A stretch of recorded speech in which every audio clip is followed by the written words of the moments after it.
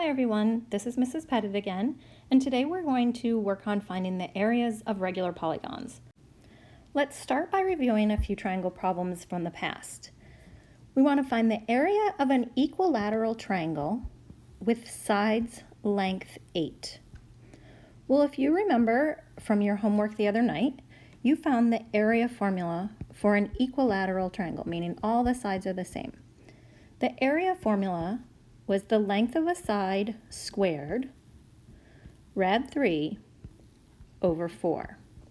So if we know the side length, we can just plug it in here. So a side length of 8 squared, rad 3, divided by 4 is 64 rad 3 divided by 4. And 64 divided by 4 is 16 rad 3 units squared because it's an area. In the next problem, we want to find the area of an isosceles triangle with legs that are each length 10 and a base of length 4. So if I drop an altitude in, it'll divide that base into two congruent segments that are each worth 2. Remember, the area formula for a triangle is base times height divided by 2. So I'm going to need the height of this triangle if I know that the base already is 4. So in order to do that, I'm going to have to use one of the right triangles that I created and the Pythagorean theorem. So I have 2 squared plus h squared equals 10 squared. So 4 plus h squared equals 100, or h squared equals 96 when I subtract 4 from both sides. And when I take the square root of both sides, I'll need to find perfect square factors in 96. So I'll have the square root of 16 and the square root of 6, which becomes 4 rad 6. And now if I want to find the area of the triangle, I'll use the entire base, which is 4, the height, which is 4 rad 6, and divide by 2. So I'll have 16 rad 6 divided by 2, which simplifies to 8 rad 6 units squared, again, because it's an area.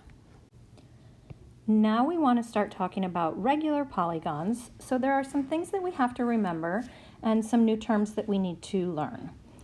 So recall in a regular polygon that all sides are congruent and all angles are congruent. And remember that regular polygons can be inscribed in a circle.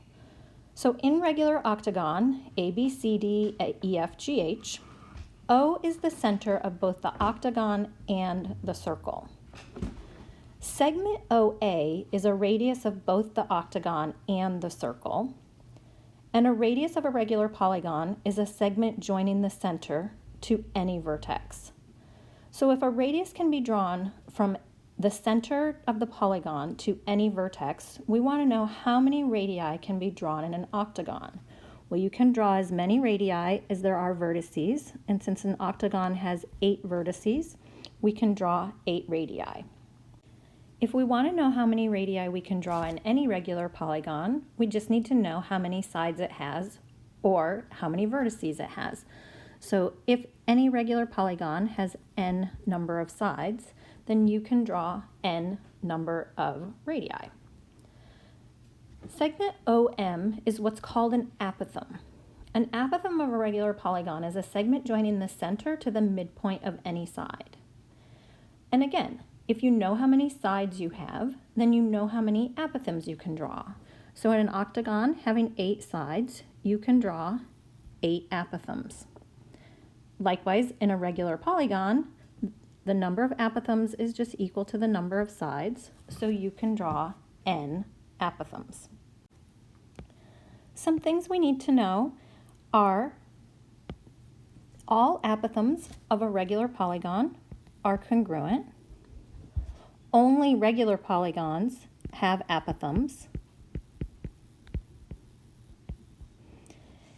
If a circle is inscribed in a regular polygon, then the apothegm is the radius of the circle. And an apothegm is the perpendicular bisector of a side. A radius of a regular polygon bisects an angle of the polygon. And if all radii of a regular polygon are drawn, the polygon is divided into congruent isosceles triangles,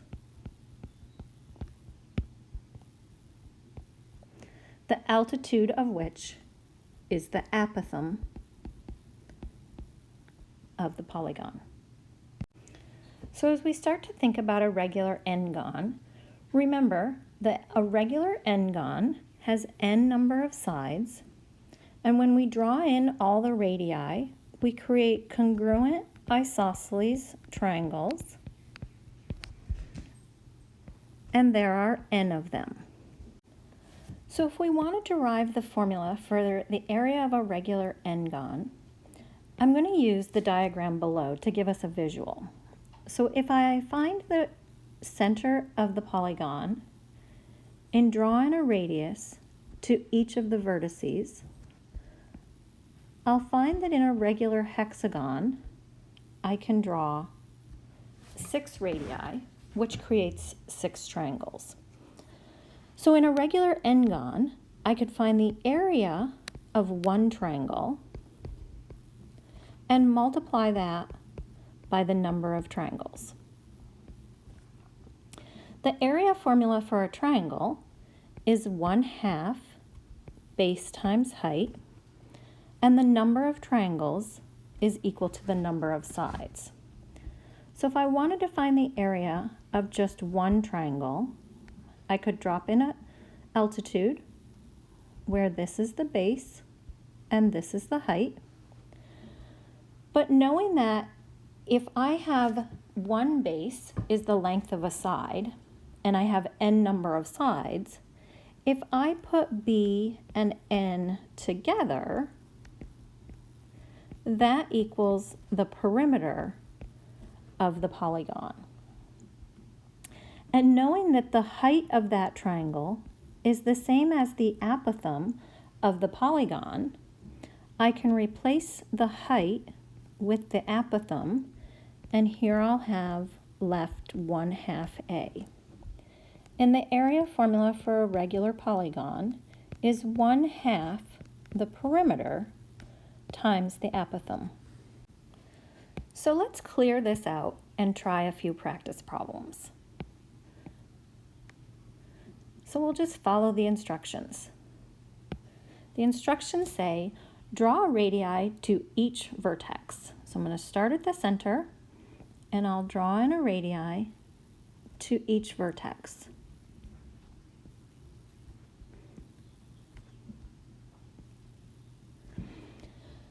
Says we want to find the area of a regular hexagon with side lengths 10 inches. So each side is 10 inches. I've done step 1. The next thing we need to do is determine the measure of the central angle. Well, a central angle is going to equal 360 degrees divided by the number of sides.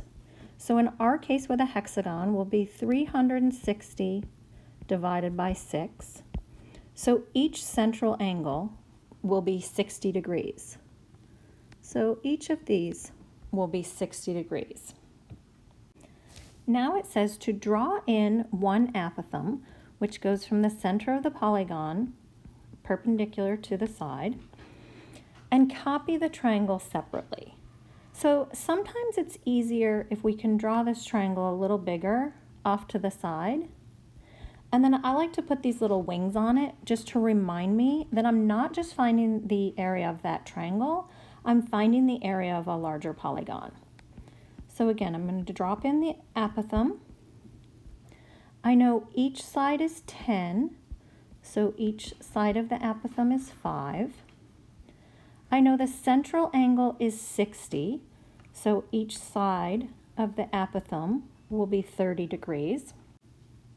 And the base angle in this triangle would be 60 degrees. So we followed the next step, which says determine the measure of the angles of the triangle. And now we need to find the unknown pieces so we can find the area of the hexagon. Remember that the area formula for a regular polygon is 1/2 the perimeter times the apothem. And if we look at the triangles we created over here, we have a 30, 60, 90 special right triangle where opposite the 30 is x, the hypotenuse is 2x, and opposite the 60 is x rad 3. Well, if we know that x is equal to 5, 2x is equal to 10, and x rad 3 will be 5 rad 3.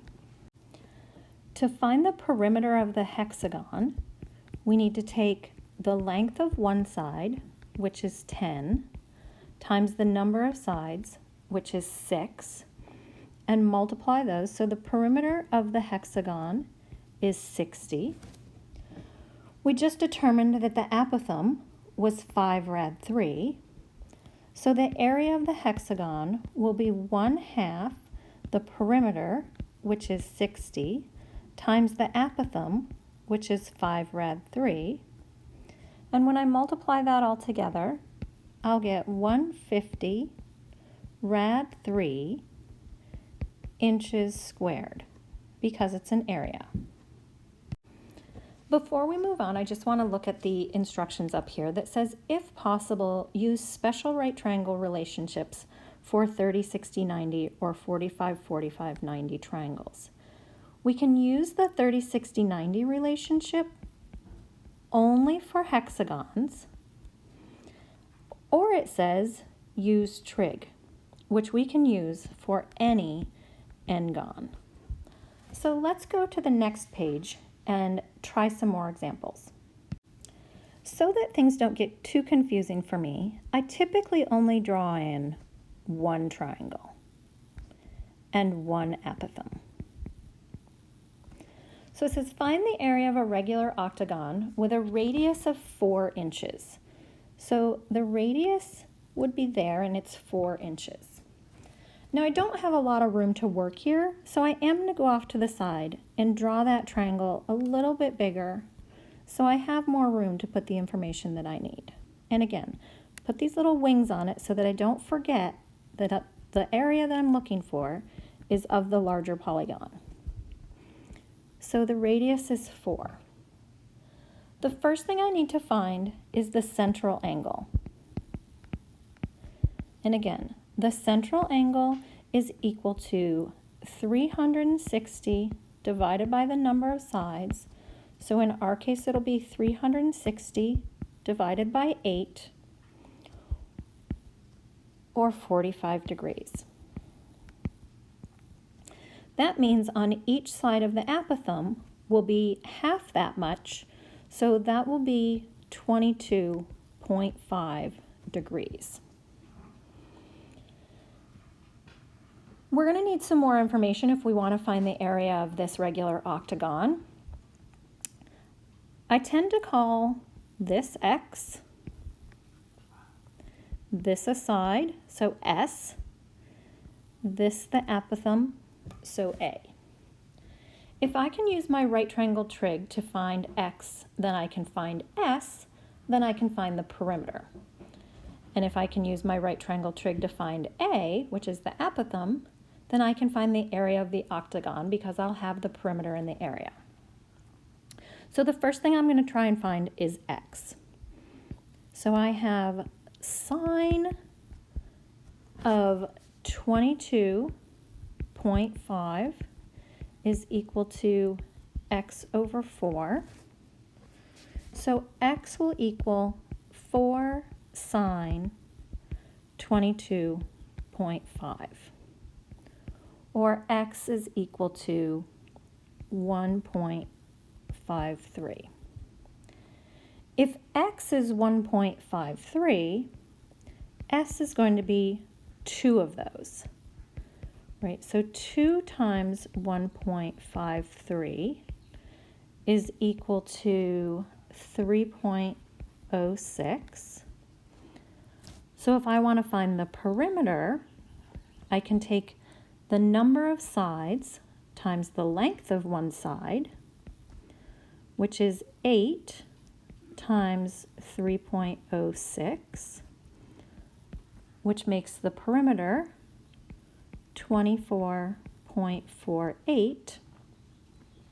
And now I also need the apothem, so I can use cosine of 22.5 equals a over 4. So the apothem will equal 4 times the cosine of 22.5. The apothem is 3.70. And if I want to find the area of the entire octagon, I'll use my area formula of 1/2 p times a, which is the perimeter, which is 24.48, times the apothem, which is 3.70, and the area of the regular octagon with a radius of 4 is 45.29 inches squared. So let's try one more. We want to find the area of a regular pentagon that has an apothem of length 12, and then find the area of the shaded region.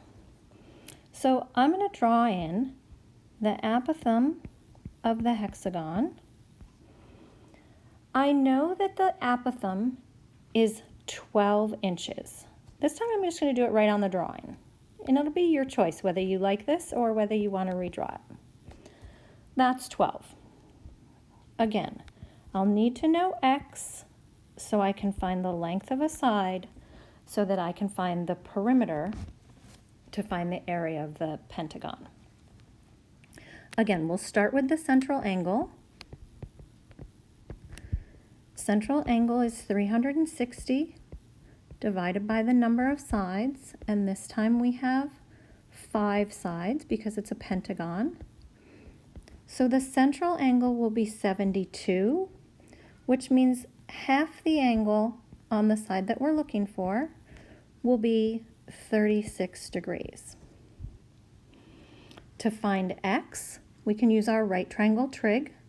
So I can say tangent of 36 is equal to x over 12. So x is equal to 12 tangent 36, which equals 8.72. If I want the length of one side of the pentagon, I can multiply that by 2. So I'll have 2 times 8.72, and that equals 17.44. And the perimeter of the pentagon, I can find by multiplying the number of sides times the length of one side. And this time I have 5 sides. One side is 17.44.